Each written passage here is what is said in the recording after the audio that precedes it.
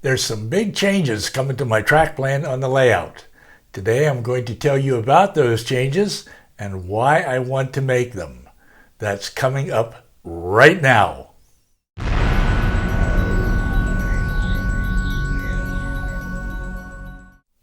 Hi, I'm Roy Smith.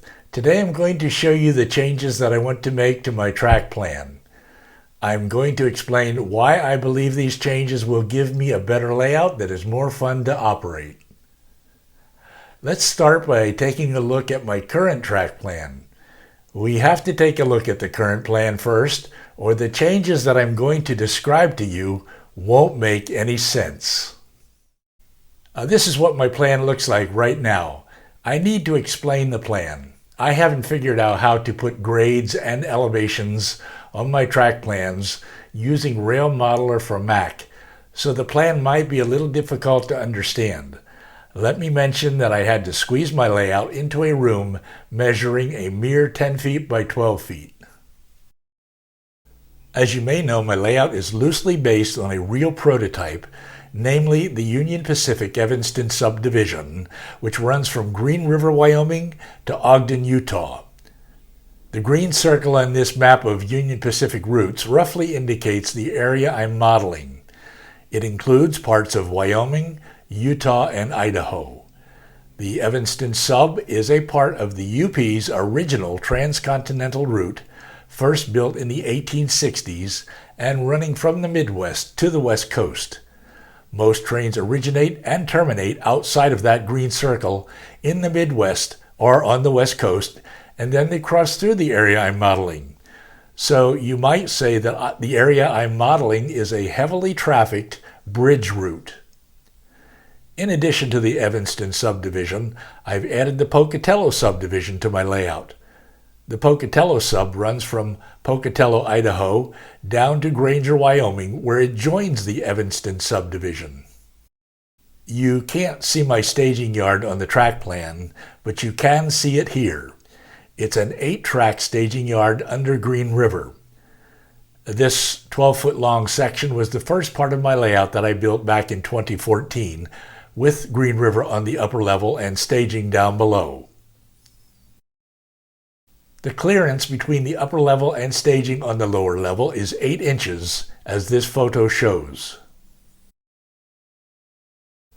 Now over here is the second part of the layout I built, outlined in blue. Not surprisingly, I call it Phase 2. I built it because I needed to get trains from Green River on the upper level down to staging on the lower level. There is trackage here for Crown Oil and Gas indicated by the red arrow. This is one of the few industries on my layout. There are very few small industries on the prototype, and that's fine by me because I'm not especially interested in industrial switching. And the Eastern Helix here takes eastbound trains down to staging. White Mountain sits atop the Helix and hides the Helix from view. This is what the Eastern Helix looked like way back in 2014 when I put it together and before creating White Mountain on top of it.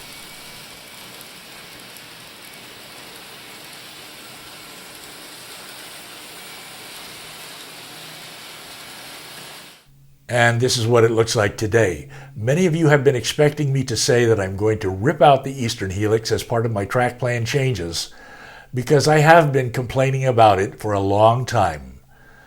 The tracks in the Helix are difficult to access for cleaning and fixing derailments. One of the biggest mistakes I made when building my layout early on was that I hid the Eastern Helix behind fascia.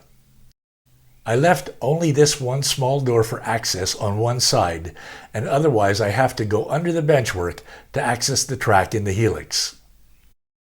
I certainly wanted to rip out the Helix. I tried every which way to replace it with tracks running from the upper level down to staging using a gradual incline around the room. I drew up 4 or 5 track plans, but none of them worked, and here's why none of them worked. First of all of these track plans would have required that I build some tortuous benchwork through existing benchwork. Second, no matter which way I went down to staging, A reverse in track polarity always occurred because of various loops in the track. Some of you thought I might be planning to add another level above the existing layout. Doing that did occur to me. It would have doubled the runtime of my trains. But adding another level would have also meant adding yet another helix to my layout, and that's something I definitely didn't want. So I'm putting the idea of adding another level on the back burner.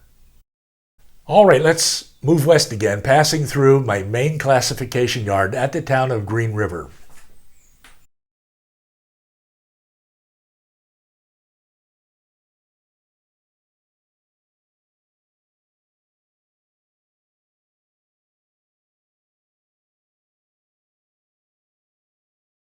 Then crossing Green River itself,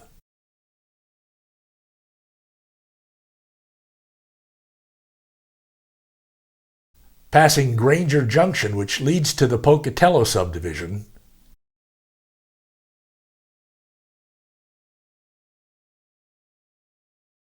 and arriving at the town of Evanston, which sits atop the Western Helix. This was the third phase of construction on my layout. During the steam era, Evanston was a busy place, but nowadays trains just blast through here. Unlike the Eastern Helix, I left the Western Helix open. You see it here. I built it in 2015, a year after building the Eastern Helix. Since I left it open, it is easy to access the tracks in the Helix. Evanston is the most neglected part of my layout. I will have to put together some structures in order to complete it. Now, coming around the curve on the end of the peninsula, we leave Wyoming behind and enter Utah. This, of course, is Echo Canyon, Utah. If you have been watching my recent videos, then you know that Echo Canyon is the best spot on my layout for rail fanning, just as it is on the prototype in Utah. At Echo Canyon, westbound trains begin to descend into the Western Helix, which takes them down to staging. Now let's go back and take a brief look at the Pocatello subdivision. Here at Granger Junction, trains leave the Evanston subdivision and enter the Pocatello subdivision by passing through the backdrop. And here we are on the other side of the backdrop. This was the fourth and most recent phase of construction on my layout. The Pocatello sub takes trains to Pocatello, Idaho, which on my layout amounts to a staging yard that I use to add traffic to the layout.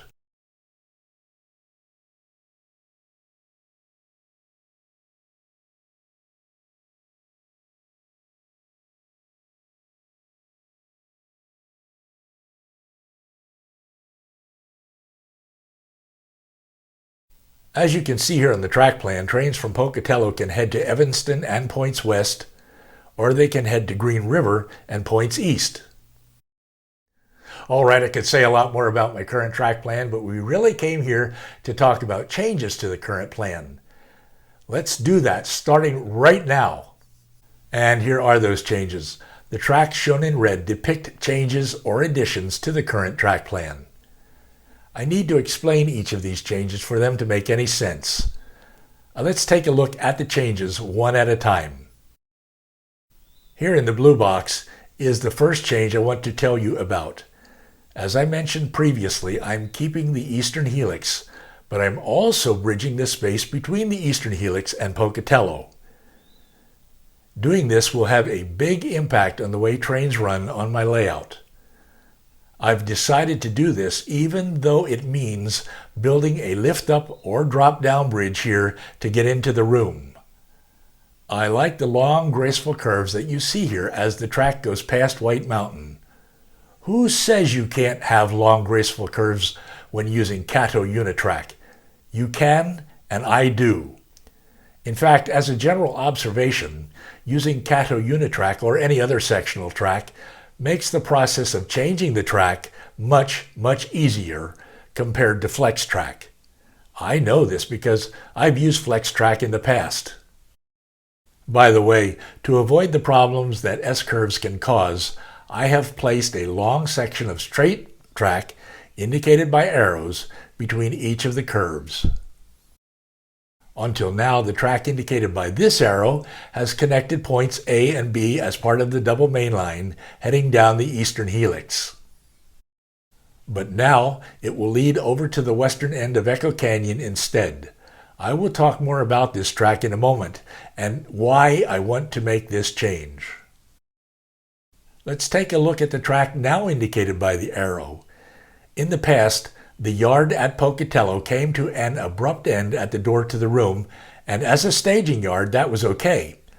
But the change indicated by the arrow is much more prototypical because trains from Pocatello will now be able to continue westward and then down the outer track of the helix to staging tracks representing Portland, Oregon.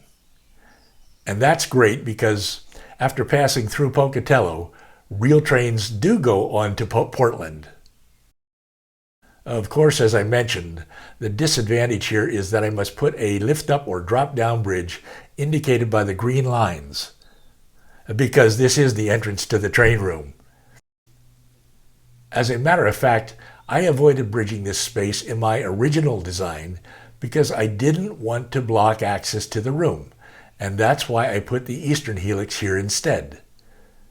But I now believe that helices are worse than bridges. I haven't decided if I want to build a lift-up or drop-down bridge here, so I would love to hear from those of you who have experience with these two types of bridges, that is, lift-up versus drop-down. Note that the room door doesn't appear in the plan anymore. That's because since drawing up this plan, I have talked to a carpenter about making the room door swing outward into the hallway instead of into the train room. Once he does this for me, it's possible that I can push the bridges in this space further into the corner. You'll recall that I built a lift-out bridge in the front of the closet door here at Pocatello. A lift-out bridge has worked well here because the closet is seldom used and we don't need a frequent access to it. The Cato expansion tracks that I used on this lift-out bridge make it easy to remove the bridge and then reinstall it later on. By contrast, the train room itself requires constant access, so I went to build a lift-up or drop-down bridge at the room entrance instead of a simple lift-out bridge. Let's go back for a moment to the track that takes trains down to the west end of Echo Canyon. This track requires that I add 2 inches to the benchwork in front of the Pocatello yard. Here I've temporarily clamped a descending 2-inch wide board to the front of the Pocatello benchwork. I'm test fitting a length of Cato track on it, and it looks like this will work. As I will show you in a moment, adding this track to the layout will allow me to run trains continuously on the upper level without them having to go down the helices to staging. And here's the third major addition to the track plan indicated by the arrow. This track will add significant new operational possibilities on my layout, and you will see why in a moment. Now I want to explain how these changes will add significant new operational possibilities on my layout. Here's how. The changes will double the number of off-layout destinations I have from 2 to 4. Until now, my layout destinations have included Cheyenne and points east via the eastern helix, and Ogden and points west via the western helix. But now trains heading to Cheyenne will use the inner track of the eastern helix, indicated by the letter C, and trains heading down to Ogden will use the inner track of the western helix, indicated by the letter B. But with the addition of 2 new destinations, trains bound to Salt Lake City will head down the outer track of the western helix, indicated by the letter A, and trains bound for Portland will head down the outer track of the eastern helix, indicated by the letter D. This addition of more off-layout destinations is very important to operations on my layout, and I'm very excited about it because my layout is essentially a bridge route. On my layout, trains originate at off-layout locations in staging, climb the helices to appear on the upper level of the layout, cross the upper level, and then disappear down at the opposite helix to off-layout destinations in staging. This replicates the movement of trains in the real world. Of course, as the trains cross my layout, I can do classification at Green River and at Evanston, and then head blocks of cars off to other destinations. I enjoy yard classification and interchange operations much more than industrial switching, and these changes on my layout double my opportunities to do classification and interchange operations. All of this explains why I'm so excited about the changes. There's one last thing that I'm very excited about, and I need to cover it. It is this. These track plan changes will allow me to do something for the first time that I haven't been able to do up until now. They will allow me to run trains continuously on the upper level without them disappearing for long periods of time in the helices and staging on the tracks shown here in red. Sometimes we model railroaders just want to run trains for our own fun or for the enjoyment of visitors, especially little kids. Visitors don't want the trains to disappear for long periods of time in the helices and staging. They want to see the trains at all times. Again, the red tracks show you how I will be able to run trains continuously on the upper level without them ever going down helices to staging. Trains could run and run forever along the red tracks here on the upper level. I think that will be fun. Before I can start making any of these changes, I have to remove or at least open up that fascia on the eastern helix and also make White Mountain removable so that I can stand up inside the helix if I need to. Hopefully I can do both of these things in the next episode. I also need to order a lot more track and give some thought to how I will do the benchwork construction. Here then is the current plan and the new plan side by side. I think making these changes is going to be a lot of fun. I'm sure they will significantly improve operations on my layout. That's what I think. What do you think? Let me know in the comments down below, and if you've made changes like these on your layout, let me know about your experience. I hope you will come along as I make these changes in upcoming episodes. Do remember something important though. A track plan is just a guide. It is possible to make changes to the plan as we go along. So, thanks for joining me today in this first look at my track plan changes. Be sure to subscribe if you're new here so that you don't miss any of the upcoming episodes. Until next time, happy railroading. I'm Roy Smith, and I will see you again very soon. One last thing.